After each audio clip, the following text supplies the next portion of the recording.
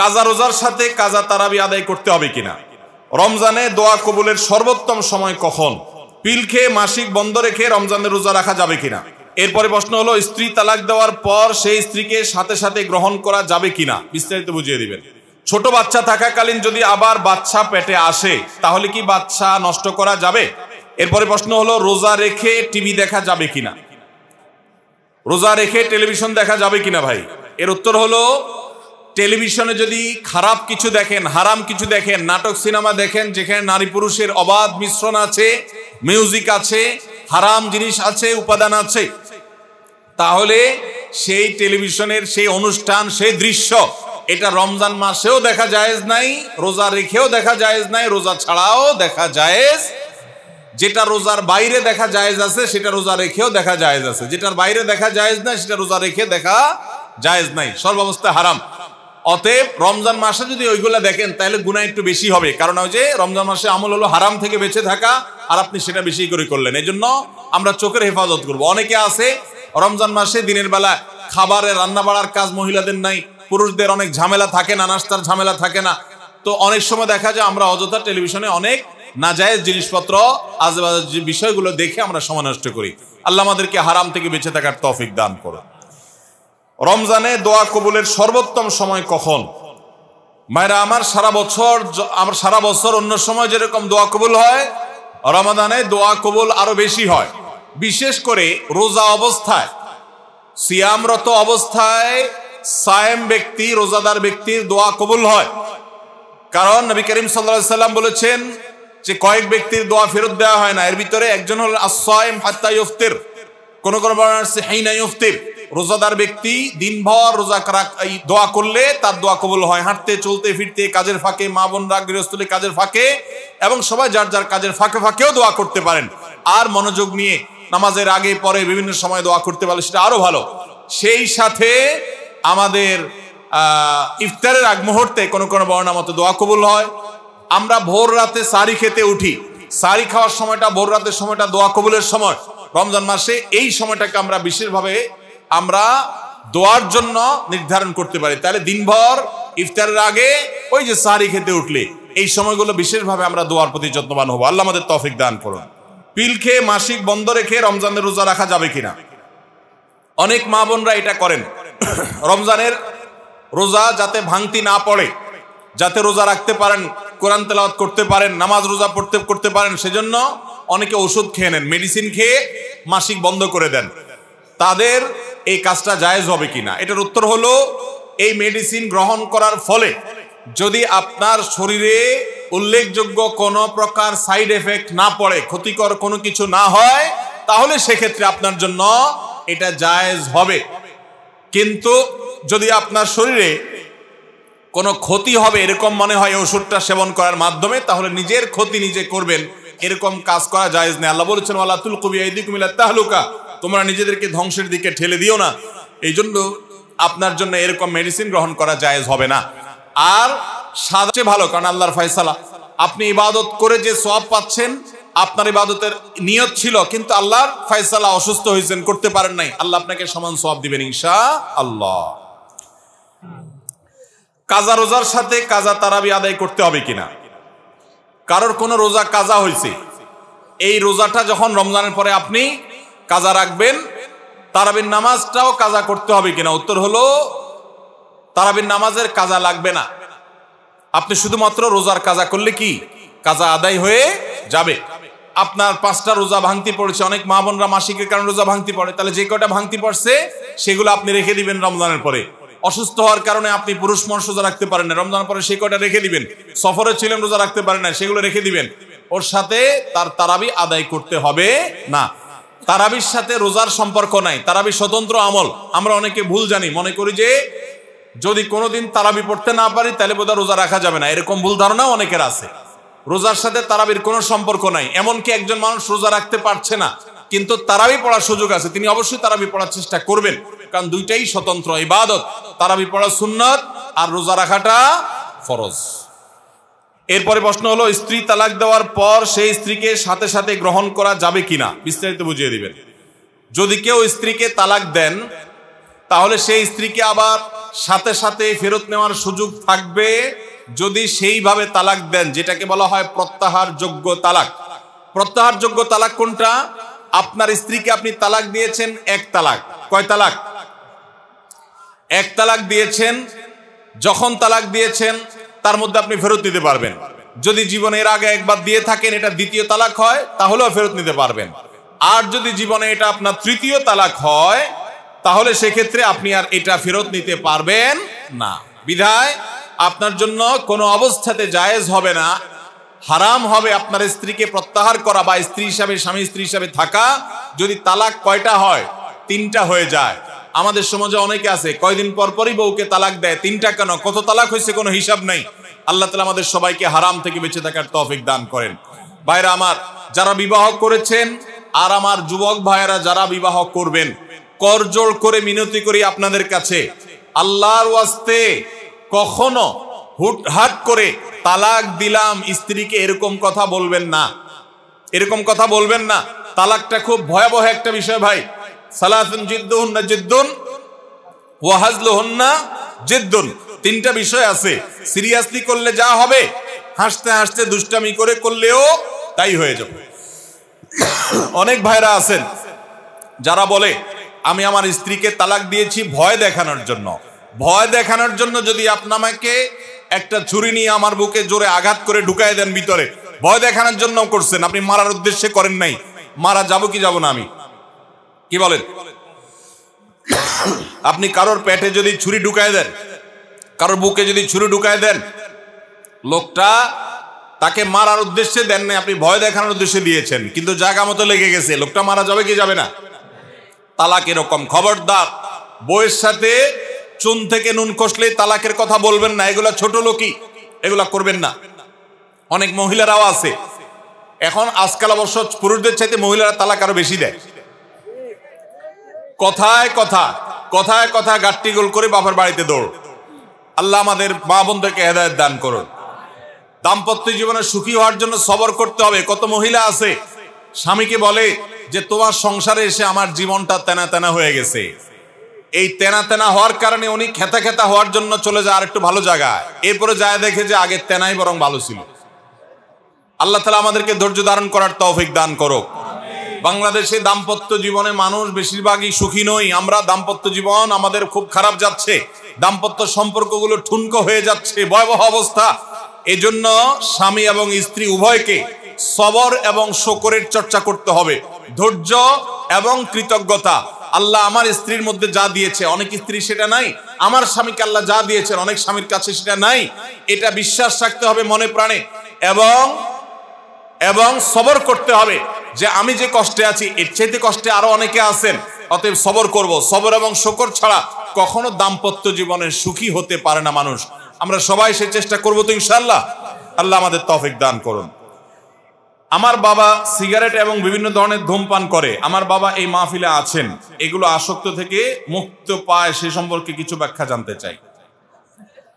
আলহামদুলিল্লাহ, আসামি নিয়ে হাজির বাপ ছেলে।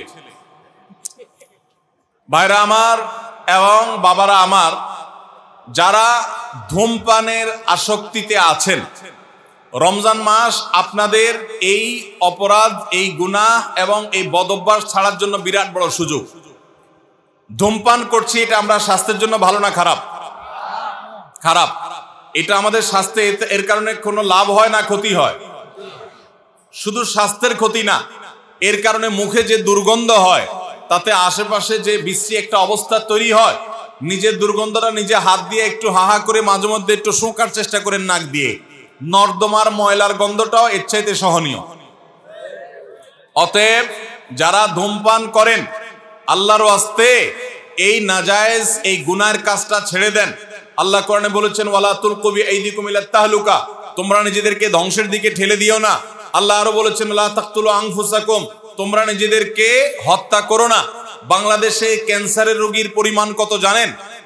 আমরা আমাদের ছোটবেলায় গোটা জেলার মধ্যে 2-4-5 জনের ক্যান্সারের সংবাদ শুনছি কিনা সন্দেহ।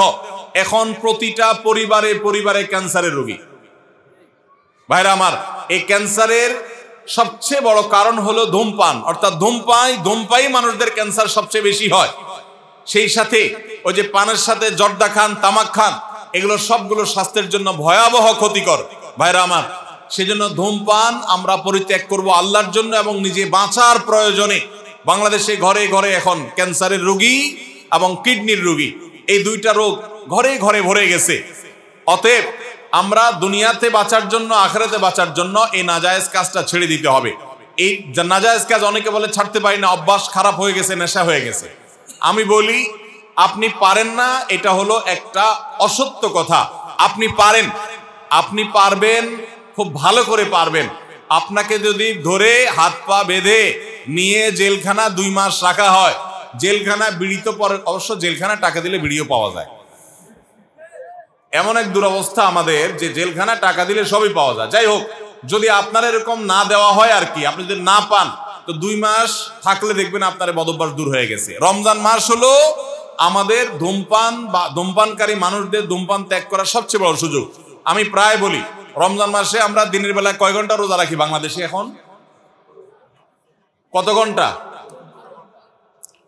প্রায় 12 থেকে 14 ঘন্টা। 14 ঘন্টা যদি আপনি রোজা রাখেন, রোজার পরে ইফতার খেতে খেতে মাগরিবের নামাজ পড়তে পড়তে সব মিলে প্রায় ঘন্টা খানিক লেগে যায়।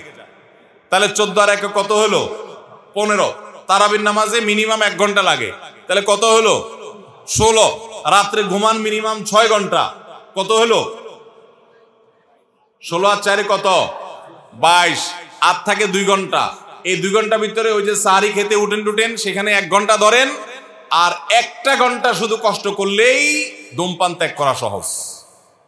কারণ 23 ঘন্টা তো আপনি এঙ্গেজ, ঘুমায় তো বিড়ি খেতে পারবেন না, তারাবি পড়তে যায় তো বিড়ি খেতে পারবেন না, ইফতারের সময় আপনি বিড়ি খেতে পারবেন না। অবশ্য অনেক বিড়ি করে ইফতার দিয়া, বিড়ি দিয়ে ইফতার করে।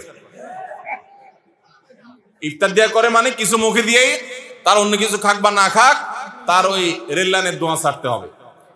এই বদভ্যাস অনেকের আছে। বাকি বেশিরভাগ ক্ষেত্রে আপনি 23 ঘন্টায় এঙ্গেজ, শুধু 1টা ঘন্টা ইফতারের পর থেকে তারাবির পরে শোয়া পর্যন্ত এই টাইমটা কোন রকম একটু কষ্ট মষ্ট করে ধৈর্য ধরে থাকেন, 30 দিন পরে দেখবেন বদভ্যাস দূর হয়ে গেছে ইনশাআল্লাহ। চেষ্টা করা যাবে না ইনশাআল্লাহ।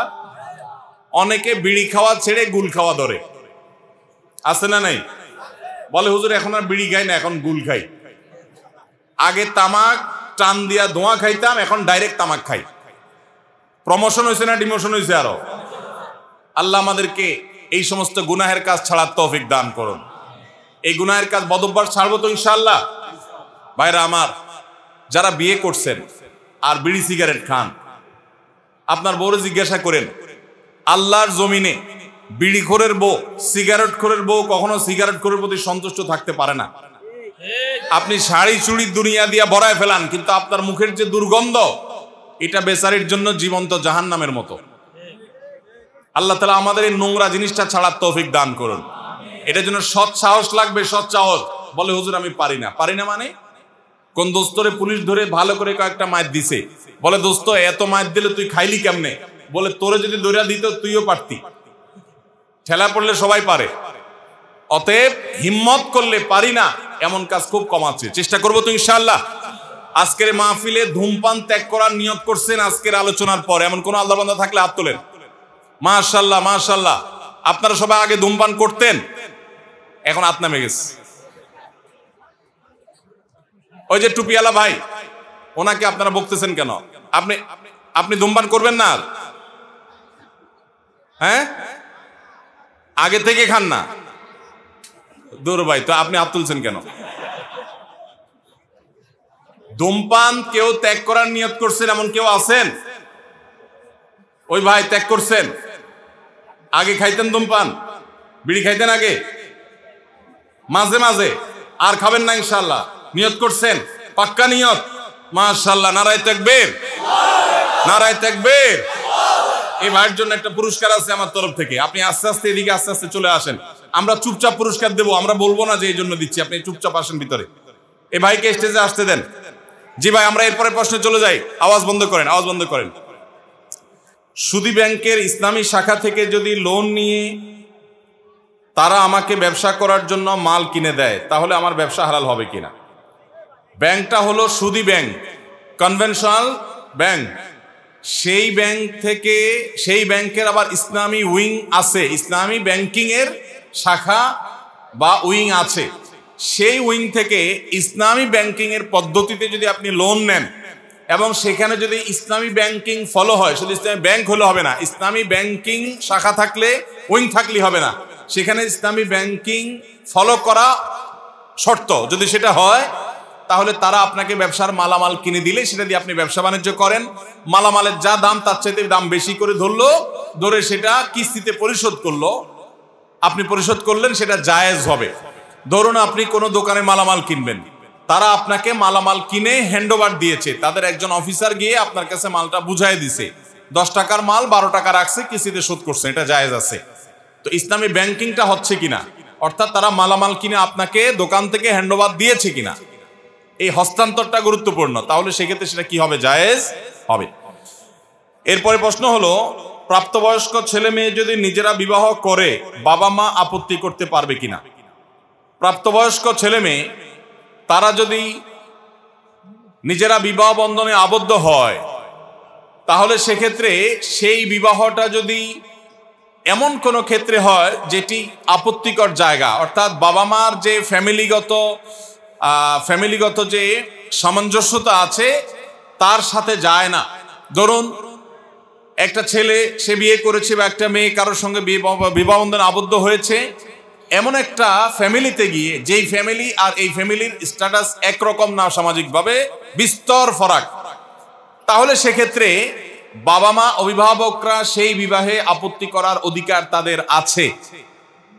আর হানাফি মাযহাব ছাড়া অন্য কোন কোন মাযহাবের ওলামাদের মত, সৌদি আরবের ওলামাদের মত হলো যে মেয়েরা প্রাপ্তবয়স্ক হলেও বাবা বা অভিভাবকের অনুমতি ছাড়া বিয়ে দিলে সে বিয়ে বসলে সে বিয়ে বাতিল হবে। আমাদের আয়েশা রাদিয়াল্লাহু আনহা থেকে বর্ণিত প্রসিদ্ধ হাদিস হলো তাদের এই মতের সপক্ষের ওলামাদের দলিল।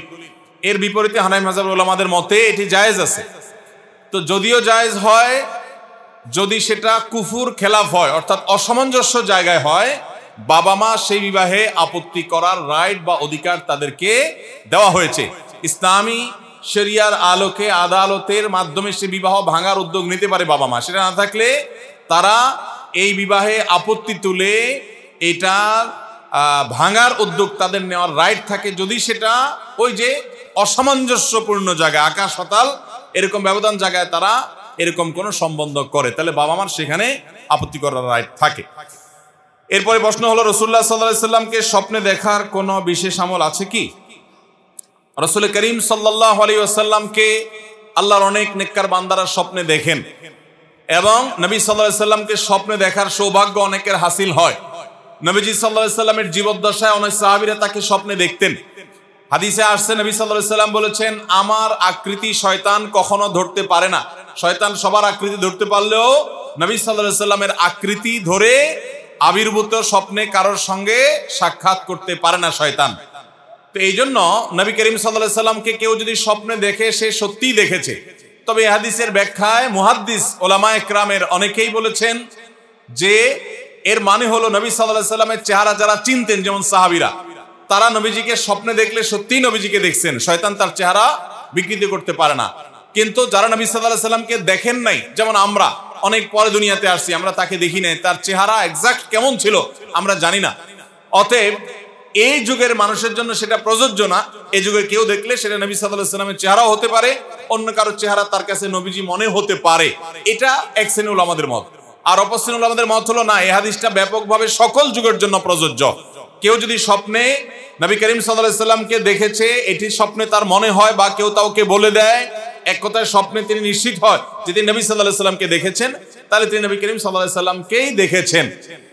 তো নবী সাল্লাল্লাহু আলাইহি সাল্লামকে দেখা নিয়ে এরকম দুটি মত আছে, কিন্তু তাকে স্বপ্নে দেখার জন্য বিশেষ কোনো আমল আছে কিনা যে এটা করলে তাকে স্বপ্নে দেখা যাবে, এই মর্মে নবী করিম সাল্লাল্লাহু আলাইহি সাল্লাম থেকে হাদিসের আলোকে বিশেষ কোনো আমলের কথা আমরা জানি না যে এটা করলে তাকে স্বপ্নে দেখা যাবে, এরকম কথা বলা আছে। তবে অনেক উলামায়ে কেরাম, অনেক নেককার আল্লাহ ভীরু মানুষরা তাদের অভিজ্ঞতার আলোকে বলেছেন যে যদি কেউ নবী সাল্লাল্লাহু আলাইহি সাল্লামের ভালোবাসা তার অন্তরে প্রগাঢ়ভাবে ধারণ করতে পারে, নবী সাল্লাল্লাহু আলাইহি সাল্লামের মহব্বতকে সবকিছুর উপর অগ্রাধিকার দিতে পারে এবং নবী করিম সাল্লাল্লাহু আলাইহি ওয়াসাল্লামকে তার সুন্নাহর মাধ্যমে অনুকরণ অনুসরণ করে, নবী করিম সাল্লাল্লাহু আলাইহি সাল্লামের সুন্নাহগুলোকে সবসময় খুঁটি খুঁটি মেনে চলে, কোনো কাজ তার সুন্নতের বাইরে করে না, এরকম সুন্নতের আশিক যদি হতে পারে কেউ, সেই সাথে নবী করিম সাল্লাল্লাহু আলাইহি সাল্লামের প্রতি দুরূদ যদি কেউ বেশি বেশি পড়ে, প্রতিদিন যত বেশি সংখ্যক সম্ভব দুরূদ পড়া মহব্বতের সাথে, এই কাজগুলো যদি কেউ করে, তাহলে সেক্ষেত্রে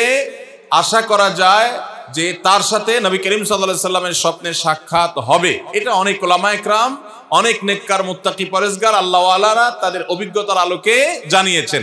এটা কোনো হাদিস বর্ণিত কোনো বিশেষ আমল না। তবে নবী করিম সাল্লাল্লাহু আলাইহি সাল্লামকে স্বপ্নে দেখলেই লোকটা জান্নাতি, আর না দেখলে লোকটা জাহান্নামী, এরকম কোনো সহজ হিসাবও করার সুযোগ নেই।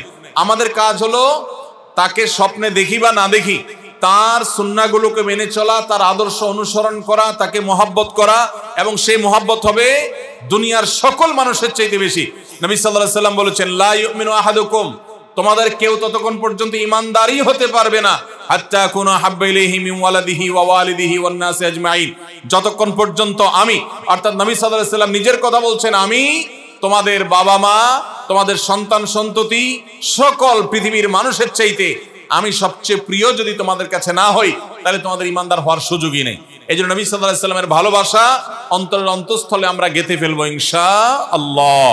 আর নবী সাল্লাল্লাহু আলাইহি সাল্লামের ভালোবাসা যেন তৈরি হয় ভিতরে, এই জন্য তার জীবনী সম্পর্কে জানবো, সিরাতের বইগুলো পড়বো। যত বেশি তার সম্পর্কে জানবেন, আপনি তার প্রতি ভক্ত, তার ভালোবাসা অন্তরে লালন করতে আপনি বাধ্য হবেন। অতএব নবীজির সম্পর্কে জানতে হবে, তার সুন্নাহকে মানতে হবে, এটা হলো মূল বিষয়। আল্লাহ আমাদের সবাইকে সেই তৌফিক দান করুন। এরপরে প্রশ্ন হলো, আমি যৌতুকের টাকা নিয়ে খেয়ে ফেলেছি, এটার সংশোধন করার কি ব্যাখ্যা দিবেন? এই ভাই যৌতুকের টাকা নিয়ে আবার খেয়ে ফেলছেন, এখন উনি সংশোধন করতে চান। আমরা আমাদের ভাইকে নসিহত করব, আপনি যৌতুকের যে টাকা নিছেন শ্বশুর বাড়ির কাছ থেকে, সে টাকা নিয়ে যে খেয়ে ফেলছেন, এখন ধীরে ধীরে আস্তে আস্তে কিস্তিতে হইলেও সেই টাকা শ্বশুর মশাইকে পরিশোধ করে দিবেন। ওইটা আপনাকে পরিশোধ করে দিতে হবে, কারণ আপনি জুলুম করেছেন, অন্যায়ভাবে নিয়েছেন, বিধায় এটা আপনি ফেরত দিবেন। আর যদি ফেরত দিতে গেলে আপনার শ্বশুর মশাই দিল থেকে সত্যি খুশি মনে বলে, ঠিক আছে তুমি মিসকিন মানুষ, খেয়ে ফেলছো, মাফ আল্লাহর হস্তে, তাহলে আপনি মিসকিন হিসাবে মাফ পাইতে পারেন, যদি সত্যি তিনি মাফ করে দেন। কিন্তু আপনি যে চাঁদাবাজি করছেন তাদের কাছ থেকে, জন্য আল্লাহর কাছে তওবা করবেন, মাফ চাইবেন যে আল্লাহ আপনি আমাকে মাফ করে দেন। যে ভাই প্রশ্ন করেছেন, আমার তো মনে হয় তিনি সিরিয়াসলি প্রশ্নটা করেছেন, কারণ অনেকেই আমরা এরকম আছি যে একসময় যৌতুক নিয়ে ফেলেছি, তখন আমার এই হুঁশ দিশ ছিল না, হালাল হারাম সম্পর্কে এতটা ধারণা ছিল না, এখন আল্লাহর ভয় এসেছে, ভেঙে ফেলেছেন, এখন দেওয়ার সামর্থ্য নাই। তাহলে সেক্ষেত্রে আপনি শ্বশুর মশাইকে বলবেন যে আব্বাজি, এখন আসলে তো আমি যেটা নিয়েছিলাম এটা আমার জন্য তো জায়েজ নাই, তখন বুঝি নাই, ফেরত দিতে চাই, সুযোগ থাকলে আপনি ফেরত দিয়ে দেন। আর যদি বলা বলি করতে গেলে আরো সেটা আপনার কাছে বিব্রতকর মনে হয়, তাহলে বলা বলির দরকার নাই। আপনি যৌতুক স্বরূপ 2 লাখ টাকার জিনিসপত্র নিছেন, তাহলে ওই 2 লাখ টাকা দিয়া কিছু কিনে, অথবা 2 লাখ টাকা শ্বশুর মশাইকে এমনি বলেন এটা হাদিয়া আপনাকে দিয়ে দিলাম, এরকম করে কৌশলে তাকে দিয়ে দেন, আপনি দায়মুক্ত হয়ে যাবেন। আল্লাহ আমাদেরকে এই যৌতুকের হারাম খাওয়া থেকে বেঁচে থাকার তৌফিক দান করুন। মহিলাদের কাজা রোজার আগে শাওয়ালের 6 রোজা রাখা যাবে কিনা? মহিলারা তাদের মাসিকের কারণে যে ভাঙতি রোজা হয়, শাওয়াল মাসে তারা কি সে ভাঙতি রোজাগুলো, কাজা রোজাগুলো আগে রাখবেন, নাকি শাওয়ালের 6 রোজা আগে রাখবেন? এটা একটা কমন প্রশ্ন। এই প্রশ্নের উত্তরে আমরা বলতে চাই, অনেক উলামায়ে কেরাম বলেছেন যে যেহেতু নবী করিম সাল্লাল্লাহু আলাইহি সাল্লাম শাওয়ালের 6 রোজার ফজিলত পাওয়ার জন্য রমজানের রোজা রাখাটাকে শর্ত দিয়েছেন, এবং বলেছেন মান সামা রমাদান সুম্মা আতবাআহু সিত্তাম মিন শাওয়াল, যে ব্যক্তি রমজানের রোজা রাখলো এরপরে শাওয়ালে 6টা রোজা রাখলো, কানা কাসিয়ামিদ দাহার, সে সারা বছর রোজা রাখার সওয়াব পাবে। কিভাবে এই রোজা রাখার সওয়াব হয়? অনেক উলামায়ে কেরাম, অনেক বিশ্লেষকরা বলেছেন আল্লাহ তাআলা প্রতিটা আমলের বিনিময়ে কমপক্ষে 10 গুণ বাড়ান, কোনো কোনো ক্ষেত্রে আরো অনেক গুণ বাড়ান, দানের ক্ষেত্রে আরো কয়েকশো গুণ পর্যন্ত আল্লাহ বাড়ায় দেন। 10 গুণ করে যে বাড়াবেন, এই জন্য রমজানের 30 দিনে 30টা রোজা আর শাওয়ালের 6টা রোজা, মোট 36কে 10 গুণ দিলে 360, সারা বছর রোজা রাখার সওয়াব হয়। তো এই জন্য শাওয়ালের 6 রোজা রাখতে হবে। এখন কথা হলো, নবী সাল্লাল্লাহু আলাইহি সাল্লাম কিন্তু বলেছেন যে রমজান রোজা রাখলো এরপরে শাওয়ালের 6 রোজা রাখলো, তার জন্য সারা বছরের সওয়াব। তাহলে এখানে রমজান রোজা রাখার পরে 6 রোজা রাখার কথা বলা হয়েছে। এই জন্য অনেক ওলামা ইকরাম বলেছেন মহিলারা তাদের ভাঙতি রোজাগুলো আগে রাখবে, তাহলে রমজান রোজা রাখা হয়ে গেল, এরপরে শাওয়ালে 6 রোজা রাখবে। এটা একটা মত। তবে আরেকটা মত হলো শাওয়ালের 6 রোজা যে ভাঙতি পড়েছে এর মানে এই না যে তিনি রমজান রোজা রাখেন না, তিনি রমজান রোজা রাখছেন। এগুলো তো আল্লাহ নির্দেশে, কারণ তিনি রাখতে পারেন না যেহেতু তিনি অসুস্থ মাসিক। তো এই জন্য তিনি এগুলো পরে রাখলেও শাওয়ালের 6 রোজার সওয়াব তিনি পাবেন। কারণ শাওয়ালের 6 রোজা তো শাওয়াল মাসে না রাখলে আর হবে না, পরে রাখলে আর হবে না, কিন্তু এই কাজাগুলো তো পরে রাখলেও আদায় হবে। তো উত্তম হলো কাজা আগে করে যদি শাওয়ালের 6 রোজা রাখতে পারেন সবচেয়ে উত্তম, না পারলে অন্তত শাওয়ালের গুলো আগে রেখে কাজাগুলা পরে রাখলেও আশা করতে পারেন আল্লাহ তাআলা শাওয়ালের 6 রোজার ফজিলত দিবেন। রমজানে মা বোনদের জন্য স্পেশাল কোনো আমল আছে কিনা জানালে উপকৃত হতাম। মা বোনরা রমজানে বিশেষ কোনো আমল যেটা পুরুষদের জন্য প্রযোজ্য না তারা করতে পারেন কিনা, এর উত্তর হলো মা বোনরা তারা ইফতার তৈরি করেন, সাহারি তৈরি করেন, বেশিরভাগ ফ্যামিলিতে তারাই করেন। অতএব তারা এই কাজগুলোর ফাঁকে ফাঁকে ইবাদত বন্দেগী করবেন এবং সেই সাথে রোজাদারের খেদমতের নিয়তে তারা যদি করেন যে রোজাদারকে ইফতার করালে ইফতার করানোর সওয়াব পাওয়া যায়, আমি তাদের ইফতারের ব্যবস্থা করছি, আয়োজন করছি, অতএব আল্লাহ আমাকে যেন আজর দান করেন, সওয়াব দান করেন। রোজাদারের খেদমতের নিয়ত যখন করবেন তারা আল্লাহর কাছে এটার জন্য এক্সট্রা বেনিফিট এবং সওয়াব লাভ করবেন। সেই সাথে তাদের বাসার পুরুষদেরকে মসজিদে পাঠিয়ে দিবেন জামাতের সাথে নামাজ পড়ার জন্য, উদ্বুদ্ধ করবেন, বাচ্চাদেরকে নিজেদেরকে কোরআন তেলাওয়াতের মধ্যে রাখবেন। এই কাজগুলো ঘরোয়াভাবে তারা করবেন, এগুলো তাদের রিলেটেড বিশেষ কাজ। এর বাইরে মহিলা হওয়ার কারণে আলাদা কোনো আমল নাই। তবে আমাদের যে সমস্ত বোনরা রমজানে মাসিক অবস্থায় থাকেন ওই অবস্থায় তারা কি আমল করবেন, সেই অবস্থায় তারা জিকির আজকার করতে পারেন, দোয়া দুরুদ পড়তে পারেন, ইস্তেগফার করতে পারেন, ইসলামিক বই পুস্তক পড়তে পারেন, তারপর রোজাদারের খেদমত সহ অন্যান্য কাজ তো করবেনই। আর যেগুলো তিনি করতে পারতেছেন না, নামাজ পড়তে পারতেছেন না, রোজা রাখতে পারতেছেন না, এগুলোর জন্য আল্লাহ তাআলার কাছে তিনি সুস্থ থাকলে যেহেতু করতেন অতএব অটোমেটিক সওয়াব পেয়ে যাবেন। পা দিয়ে নামাজের বিছানা ঠিক করা যাবে কিনা, অনেকে মনে করেন জায়নামাজ এটা পাও দিয়ে সোজা করা যাবে না। জায়নামাজ বা মুসাল্লা নামাজের বিছানা এটা পাও দিয়ে যদি আপনি সোজা করেন, পাও দিয়ে গোছান, মেলেন, তাহলে এটাতে কোনো অসুবিধা নাই, কারণ এটা আপনি এর কারণে কোনো অন্যায় করেন নাই। জায়নামাজ বা নামাজের মুসাল্লা এটা একটা কাপড় বা একটা কার্পেটের টুকরা বা এই জাতীয় কিছু, অতএব এটাকে হাত দিয়েই সোজা করতে হবে, পাও দিয়ে সোজা করা যাবে না এমন কোনো কথা কোরআন হাদিসে কোথাও নেই।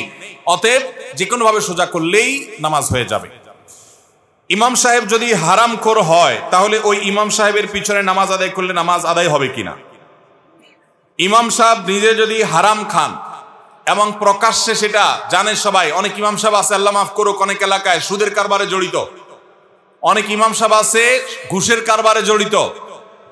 অনেক সময় দেখা যায় যে বিভিন্ন লোভনীয় মসজিদগুলো যেগুলোতে বিশেষ কোনো সুযোগ সুবিধা আছে, যেমন সরকারি মসজিদে যে মডেল মসজিদ বলেন অথবা গুরুত্বপূর্ণ কোনো মসজিদ, অনেক সময় দেখা যায় যে এই মসজিদগুলোতে চাকরির জন্য ঘুষ লেনদেন করে অনেকে। তো যে ইমাম ঘুষ দিয়ে চাকরি নেয় সে কিসের আলেম? অতএব এরকম ইমামকে নিযুক্ত করা কর্তৃপক্ষের জন্য জায়েজ নাই। যে হারাম হালাল বাজ বিচার করতে পারে না সে ফাসিক, তাকে নিয়োগ দেওয়া জায়েজ নাই। যদি ইমাম এরকম ফাসিকি কাজের সাথে জড়িত থাকেন এবং এটা ওপেন সিক্রেট হয়, কর্তৃপক্ষের কর্তব্য সেই ইমামকে বিদায় দেওয়া। আর যদি ব্যাপারটা এরকম হয় যে কর্তৃপক্ষ নিজেই এই অপরাধে আক্রান্ত বা তারা আমলে নেয় না, তাহলে সেক্ষেত্রে আপনি মুসল্লি হিসাবে নামাজ পড়লে আপনার নামাজ হয়ে যাবে, তার পিছনে নামাজ পড়লে নামাজ হয়ে যাবে। আশেপাশে ভালো ইমাম থাকলে তাদের পিছনে পড়বেন, আর না হলে ওই ইমামের পিছনে নামাজ পড়লেও আপনার গুনাহ হবে না, আপনার নামাজ হয়ে যাবে। ছোট বাচ্চা থাকাকালীন যদি আবার বাচ্চা পেটে আসে তাহলে কি বাচ্চা নষ্ট করা যাবে? বাচ্চা নষ্ট করা যাবে না ভাই, এটা খুব জঘন্য অপরাধ। গর্ভস্থ সন্তান নষ্ট করা জাহেলি যুগের মানুষের দুঃস্বভাব, এটা যাবে না, এটা খুব হারাম, বড় ধরনের কবিরা গুনাহ। বাচ্চা আপনার যদি এরকম হয় যে একটা বাচ্চা আছে আর একটা বাচ্চা আল্লাহ তাআলা গর্ভে মাতৃগর্ভে দিয়েছেন, অসতর্কতা বশত বা যেভাবে হোক আপনার হয়তো এখন বাচ্চা হলে সমস্যা হতো, তাও আল্লাহর ফয়সালা হয়ে গেছে, তাহলে আপনি এই অজুহাতে যে বাচ্চা আরেকটা আছে একটু কষ্ট হবে এই ঠুনকো অজুহাতে আপনি গর্ভস্থ ভ্রূণ হত্যা করতে পারবেন না, সেটা আপনার জন্য জায়েজ হবে না। যদি এমন হয় যে এই গর্ভস্থ ভ্রূণ নষ্ট না করা হলে মায়ের জীবন রিস্কের মধ্যে পড়তে পারে, এবং সেই রিস্কটা ঠুনকো না, বরং বিশেষজ্ঞ ডাক্তারদের প্রায় সবাই একমত যেটা বড় ধরনের রিস্ক আছে মায়ের জীবনে। এরকম যদি হয় তাহলে সেক্ষেত্রে সেটা নষ্ট করতে পারবেন, তাও হার্টবিট আসার আগে আপনার মায়ের জীবন রক্ষার প্রয়োজনে সেটা করা যেতে পারে। শবে বরাতের রাতে একত্রিত হয়ে রাতভর ইবাদত করা ও পরদিন রোজা রাখা কতটুকু শরীয়ত সম্মত? ভাইরা আমার, শবে বরাত উপলক্ষে রাতভর একত্রিত হয়ে মসজিদে ইবাদত বন্দেগী করা কোনো হাদিস দ্বারা প্রমাণিত নয়। এবং দিনের বেলা যে রোজা, এই রোজা শবে বরাত উপলক্ষে না, এটা হলো শাবান উপলক্ষে রোজা। এই রোজা হলো আইয়ামে বীজ উপলক্ষে রোজা। নবী করিম সাল্লাল্লাহু আলাইহি ওয়াসাল্লাম শাবান মাসে এমনি বেশি বেশি নফল রোজা রাখতেন, সেই হিসাবে আপনিও রাখবেন। আবার আইয়াম বীজ 13, 14, 15 রোজা রাখতেন, সেই হিসাবে রাখবেন। আপনি আল্লাহর ক্ষমা, এই রাতে আল্লাহ তাআলা বান্দাকে সাধারণ ক্ষমা ঘোষণা করেন, হিংসুক ছাড়া, মুশরিক ছাড়া। এই রাতের এই ফজিলত পাওয়ার জন্য আপনি চেষ্টা করলে সেটা ভালো, আল্লাহর কাছে ক্ষমা লাভের চেষ্টা করবেন, কিন্তু বেদাতি কোনো পন্থায় না। অনেকে বলে যে এত রাকাত নামাজ, অমুকটা অত সূরা এত রাকাতে পড়তে হবে, এগুলা মনগড়া কথাবার্তা, এগুলার কোনো ভিত্তি কোরআন হাদিসে নাই। আবার অনেকে মনে করে হালুয়া রুটি খাইতে হবে, আতশবাজি করতে হবে, আলোকসজ্জা করতে হবে, শবে বরাতকে কেন্দ্র করে যা হয় তার বেশিরভাগই বেদাত এবং ভুয়া, মনগড়া ভিত্তিহীন, এগুলার কোনো অস্তিত্ব কোরআন হাদিসে পাওয়া যায়। আল্লাহ আমাদের সবাইকে সুন্নাহ মেনে চলার তৌফিক দান করুন। আমরা সুন্নাহ মেনে চলবো। শাবান মাসের সবচেয়ে বড় আমল হলো নফল রোজা রাখা, বেশি বেশি রাখবো তো ইনশাআল্লাহ। এরপরে প্রশ্ন হলো, মহিলাদের গোসল ফরজ হওয়ার পরও যদি বাসায় কাজ করতে পারে, তাহলে পুরুষরা কি গোসল ফরজ অবস্থায় বাসার বাইরে যেতে পারবে? ভাই, শরীয়তের মাসআলা পুরুষ এবং মহিলা এক্ষেত্রে কারোর জন্য আলাদা না, সবার জন্য এক। আমাদের দেশে গোসল ফরজ অবস্থা মহিলারা বাসার কাজ কাম করালে, বাচ্চাকে দুধ খাওয়াইলে, অনেক মহিলারা আছে বলে যে ফরজ গোসল অবস্থা এগুলো করা ঠিক না, কিন্তু পুরুষটা টং টং করে ঘুরে বেড়ায়, তার বিরুদ্ধে কোনো ফতোয়া নেই। এগুলা অনুচিত কাজ। মনে রাখবেন, গোসল ফরজ হলে দেরি না করে খুব তাড়াতাড়ি গোসল করে ফেলতে হয়, এটাই হলো শরিয়ার নির্দেশ। গোসল ফরজ অবস্থা বেশি সময় থাকা উচিত না। যদি আপনি থাকতে চান, রাত্রে গোসল ফরজ হয়েছে 12টায়, ফজরের আগে আগে আপনার করতে হবে, আপনি এখন গোসল করবেন না, ফজরের আগে করবেন, নিয়ত করছেন, ওকে, জায়েজ আছে। ঘুমাইতে চাইলে ঘুমাইতে পারেন, কিন্তু উত্তম হলো ওযু করে তারপর ঘুমাবেন। নবী করিম সাল্লাল্লাহু আলাইহি ওয়াসাল্লামের সুন্নাহ ছিল সেটা। অতএব আপনি অন্য কাজ করতে চাইলে করবেন, কিন্তু ওযু করে তারপরে করবেন, আর পরবর্তী ওয়াক্তের আগে আগে গোসল করে ফেলবেন, এটা হলো সুন্নাহ। আর যদি ওযু না করেন, বড় কোনো গুনাহ হবে না, কিন্তু সুন্নাহর খেলাফ হবে। এরপরে প্রশ্ন হলো, ইনশাআল্লাহ আমি যদি দ্বিতীয় বিয়ে করি, তাহলে দ্বিতীয় স্ত্রীকে কি প্রথম স্ত্রীর মতো ভরণ পোষণ বা সম্পত্তি সমান দিতে হবে, নাকি কম বেশি করা যাবে? ভাইরা আমার, একাধিক বিয়ে যদি কেউ করে, তাহলে অবশ্যই তাকে তার উভয় স্ত্রীর প্রতি সমতা বজায় রাখতে হবে। আল্লাহ কোরআনে বলেছেন, ফাইন খিফতুম আল্লাহ তা'দিলু ফাওয়াহিদা, একাধিক বিয়ে করলে তুমি সমতা বজায় রাখতে পারবা না, এই ভয় যদি হয়, তাহলে খবরদার, তোমার জন্য একাধিক বিয়ে করা জায়েজ না, তুমি একটা বিয়ে করবা। বেশিরভাগ লোক যারা একাধিক বিয়ে করেন, বেশিরভাগ লোক, সবাই না, বেশিরভাগ লোক দেখবেন যে নতুন যে বউ, তার প্রতি মহব্বত, তার সাথে থাকে, আর প্রথমটার ধারে কাছেও যায় না, ভরণ পোষণও দেয় না। এরকম যদি জুলুম করে তাহলে কি হবে? হারাম হবে এবং গুনাহ হবে। আল্লাহ আমাদের বেঁচে থাকার তৌফিক দান করুন। যারা নিরপরাধ কোনো ব্যক্তির বিরুদ্ধে কুৎসা রটায় বা তাকে হেয় প্রতিপন্ন করার উদ্দেশ্যে অপপ্রচার করে, ইসলামী শরীয়ত মোতাবেক তাদের ব্যাপারে সিদ্ধান্ত কি? তারা কি শাস্তি পেতে পারেন? আর যাদের বিরুদ্ধে কুৎসা রটানো হলো, তিনি প্রতিদান স্বরূপ কি পাবেন? ভাইরা আমার, যদি কোনো নির্দোষ মানুষকে কেউ মিথ্যা অপবাদ দেয়, তাহলে সেটা সবচেয়ে জঘন্য কবিরা গুনাহ, মহাপাপগুলোর মধ্যে থেকে একটা। কোরআনে কারীমের সূরা হুজুরাতের মধ্যে আল্লাহ রাব্বুল আলামিন আমাদেরকে গীবত করতে যেমন নিষেধ করেছেন, একইভাবে নিষেধ করেছেন ওয়ালা তাজাসসু, তোমরা একে অন্যের পেছনে দোষ আবিষ্কার করার জন্য লেগে পড়বে না, খোসায় খোসায় মানুষের দোষ বাইর করবে না। তাও আবার যদি ডাহা মিথ্যা কথা বানিয়ে কারোর চরিত্রে কালিমা লাগানোর চেষ্টা করা হয়, সেটা যেই করুক, যে উদ্দেশ্যেই করুক, সেটা সম্পূর্ণ হারাম এবং সবচেয়ে বড় হারামগুলোর একটা। কারোর দোষ আছে সত্য, সেটা তার পেছনে বললে তাকে বলা হয় গীবত। আর কারোর দোষ নাই, সেটা যদি তার পেছনে বলা হয়, সেটাকে বলা হয় তোহমত বা মিথ্যা অভিযোগ। এই গীবতের অপরাধের ভয়াবহতা কত বেশি আমরা জানি। নবী সাল্লাল্লাহু আলাইহি সাল্লাম মেরাজে গীবতকারীর শাস্তি কেমন হবে সেই মক শাস্তি জাহান্নামে তাকে আল্লাহ দেখিয়েছেন। তাহলে সত্য কথা একজনের দোষ আছে সেটা পিছনে শুধু বললাম, এর কারণে যদি এই ভয়াবহ হয় তাহলে একটা মানুষ নির্দোষ, তার পিছনে যদি আমি মিথ্যা অপবাদ দেই, তাকে দোষী বলি, অথচ তিনি দোষী না, তাহলে সেক্ষেত্রে তার ভয়াবহতা কত জঘন্য হবে, গীবতের চাইতে কত ভয়াবহ সেটা বলার অপেক্ষা রাখে না। আল্লাহ তাআলা কোরআনে কারিমে এই জাতীয় কাজ যারা করে তাদের সম্পর্কে বলেছেন, তাহসাবুনাহু হাইয়িনা, তোমরা কারোর চরিত্র নিয়ে প্রশ্ন তোলো, মিথ্যা কথা বলো, এটাকে তোমরা হালকা জিনিস মনে করো, ওয়া হুয়া ইনদাল্লাহি আযীম, অথচ এটা আল্লাহর কাছে অনেক বড় অপরাধ, বিশাল বড় অপরাধ। আমরা অনেকেই দেখি যে আমাদের সমাজে অনেক সময় একটা নির্দোষ মানুষের চরিত্রে কালিমা দিয়ে তার নামে মিডিয়াবাজি, পেপার পত্রিকা, মিডিয়াতে বিভিন্নভাবে আপনার ট্রায়াল হয়, তাকে দোষী সাব্যস্ত করা হয়, অথচ লোকটা সম্পূর্ণ নির্দোষ। আছে না নাই? এরকম নির্দোষ মানুষকে দোষী হিসাবে সমাজের মানুষের কাছে দেখানো হয়, তুলে ধরা হয়। যারা এই কাজ করে আল্লাহর জমিনের সবচেয়ে নিকৃষ্ট মানুষগুলোর একটি। এর জন্য তাদেরকে মানুষের চরিত্র হনন করার অপরাধে কিয়ামতের ময়দানে বিচারে মুখোমুখি হতে হবে। ওই লোকটা মাফ না করলে স্বয়ং আল্লাহ এই অপরাধ মাফ করবেন না। অতএব আমরা কেউ কারোর পেছনে মিথ্যা অপবাদ দেওয়ার এই ভয়াবহ অপরাধ থেকে বেঁচে থাকবো ইনশাআল্লাহ। ভাইরা আমার, আমরা অনেক সময় ধারণা করে মানুষের সম্পর্কে বাজে কথা বলি। আল্লাহ বলেছেন যে এরকম ধারণা করা যাবে না, ইন্না বা'দায-যান্নি ইসম, কিছু কিছু অপরাধ ধারণা মানুষের প্রতি যে মন্দ ধারণা করেন এটা গুনাহ। নবী সাল্লাল্লাহু আলাইহি সাল্লাম বলেছেন, ইয়্যাকুম ওয়াজ-যান্না ফাইন্নাজ-যান্না আকযাবুল হাদিস, কারোর পেছনে মন্দ ধারণা করা থেকে বিরত থাকবে, কারণ এটা সবচেয়ে বড় মিথ্যা কথা। ভাইরা আমার, ফেসবুকের এই যুগে আমরা কিছু পাইলেই হলো, সত্য অসত্য যাচাই করার খোঁজ খবর নাই, ধুমায়া সেটাকে আমরা প্রচার করে বেড়াই। অনেক সময় দেখা যায় একটা লোক ইসলাম বিদ্বেষী, হয়তো একটা লোক বেনামাজি, হয়তো একটা লোক খারাপ, কিন্তু তার ব্যাপারে একটা মিথ্যা কথা তুলে দিল, সে খারাপ হয়েছে, সেজন্য কি তার নামে মিথ্যা বলা জায়েজ হবে? মুসলমান কারোর ব্যাপারেই মিথ্যা কথা বলতে পারে, এমনকি কেউ যদি আল্লাহর দুশমন হয়, নবীর দুশমন হয়, তারপরেও তার চরিত্রে কালিমা দেওয়া, তাকে মিথ্যা অপবাদ দেওয়া ইসলামে জায়েজ নাই, হারাম হারাম হারাম। মুসলমান কখনো কারোর চরিত্রে কালিমা দিতে পারে? আমাদের সমাজে এখন মানুষের কাছে সবচেয়ে জনপ্রিয় গুনাহ হলো এটা, সবচেয়ে জনপ্রিয় গুনাহ হলো মানুষের ব্যাপারে বাজে কথা বলা, মন্তব্য করা, রসিয়ে রসিয়ে। এগুলো আমাদের খুব মজার একটা কাজ হয়ে গেছে। আল্লাহ তাআলা আমাদের এই ভয়াবহ গুনাহ থেকে বেঁচে থাকার তৌফিক দান করুন। আরেকজনের ব্যাপারে মন্তব্য করতে সাবধান।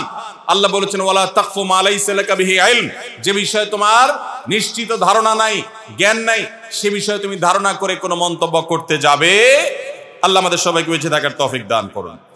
এরপরে প্রশ্ন হলো, আমি আমার স্ত্রীকে বলেছি আলহামদুলিল্লাহ আমার সামর্থ্য আছে, আমি দ্বিতীয় বিয়ে করব। এখন সে আমাকে কসম করাইছে আমি যেন তার মরার পরে বিয়ে করি। দ্বিতীয় বিয়ে করলে কেন মেয়েরা মানতে পারে না? ভাইরা আমার, এটা তো নতুন কিছু না, কেউ ভাগ দিতে চায় না, কেউ ভাগ দিতে চায় না। কিন্তু আমাদের মা বোনদের মনে রাখতে হবে, একাধিক বিয়ের বিধান আল্লাহ রাব্বুল আলামিন এমনি এমনি রাখেন না, এর যথার্থতা আছে, এর যৌক্তিকতা আছে। যদি কেউ এই ক্ষেত্রে মনে করে কেউ যে না আল্লাহর এই বিধানটা আমি মানি না বা এটা আমার কাছে অযৌক্তিক মনে হয়, সাথে সাথে সে বেঈমান হয়ে যাবে। সবকিছু আপনার পছন্দ হবে তারপর মানবেন, তাহলে তো আপনি আপনার পছন্দের গোলামি করলেন। আল্লাহর গোলামি তখন হবে যখন আপনার পছন্দ হলেও মানবেন, পছন্দ না হলেও মানবেন। আল্লাহ রাব্বুল আলামিন পুরুষদের মধ্যে মেয়েদের চাইতে যৌন আকাঙ্ক্ষা চাহিদা বেশি রেখেছেন, এটা বৈজ্ঞানিকভাবে প্রমাণিত, এটা মহাসত্য, এটা অস্বীকার করার কোনো সুযোগ নেই। এবং নানা বাস্তবতার নিরিখে আল্লাহ রাব্বুল আলামিন পুরুষদের জন্য একাধিক বিয়ের ব্যবস্থা রেখেছেন।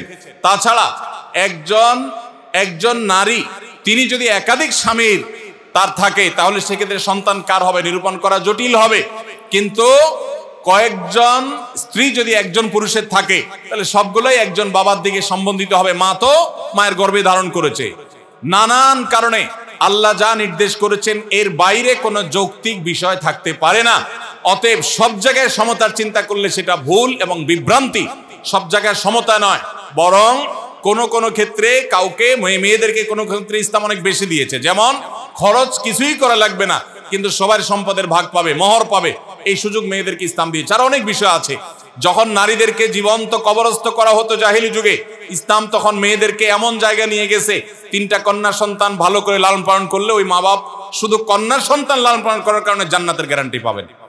তাহলে মেয়েদের মর্যাদা ইসলাম দিয়েছে না দেয় নাই?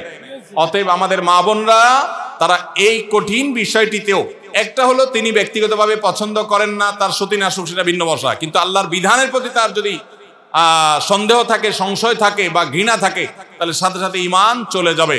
আর পুরুষরা একাধিক বিয়ে করতে হলে তারা সমতা বজায় রাখতে পারবেন কিনা এটা নিশ্চিত করা জরুরি। যদি সমতা বজায় রাখতে পারেন তখন তার জন্য সেটা জায়েজ আছে। আল্লাহ আমাদেরকে বুঝার তৌফিক দান করুন। ভাইরা আমার, আমরা আর আজকে কথা না বাড়াই, আরো কয়েকটা প্রশ্ন আছে, যেহেতু আমাদের আবার সালাত আদায় করতে হবে এশার, আমরা এখানে শেষ করছি। আমরা যা শুনলাম, জানলাম, বুঝলাম, আল্লাহ তাআলা আমাদের সবাইকে আমলের তৌফিক দান করুন।